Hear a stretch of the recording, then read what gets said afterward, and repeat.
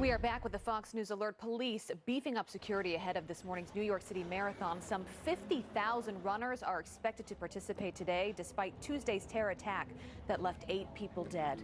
Ed Davis is the former Boston Police Commissioner, and he led the investigation into the Boston Marathon bombing and, of course, a Fox News contributor. He joins us now with more on what safety precautions are being taken. Ed, good to have you with us. It is a big day today here in New York City. People come from all over the world, as you know, just like they do in Boston, to watch these runners.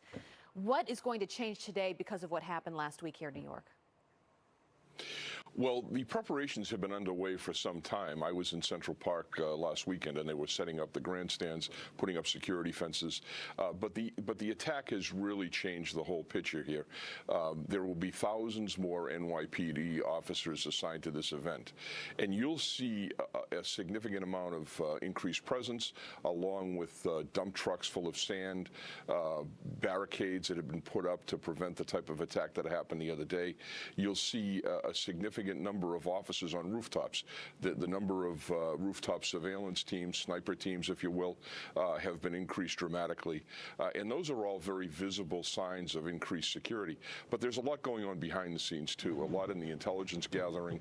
I'm sure that NYPD is scrubbing all of the cases that they have to see the status of the individuals, doing extra surveillance. There's a lot going on right now. You were a part of the investigation after the terror attack in the Boston Marathon.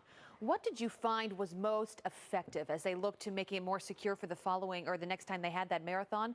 What did you learn from that experience that can help times like today in New York? Visibility is the key thing. Visibility and the impression that these events are invulnerable is what the NYPD is striving for right now. They want to put it in the mind of a terrorist that there's no way they're going to be able to survive or effectively execute their plan. And I think that if you look at what's happening in New York City this morning, that's really the impression that the New York police are giving.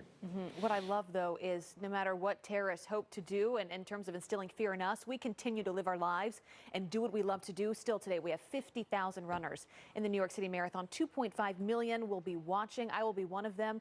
What advice do you have if you are part of those hundreds of thousands, millions watching on the sidelines? What should you look out for to make sure that you are safe? Well, first, you should live your life. We're a tough, proud nation. We learn that time after time after time.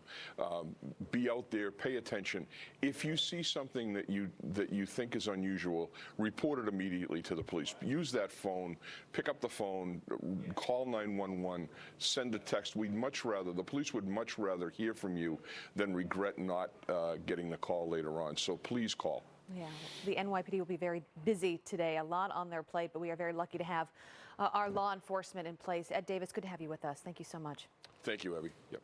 All right, still coming up on the show, Corey Lewandowski and General Jack Keane, they are going to be here live. Also, this Antifa vowed to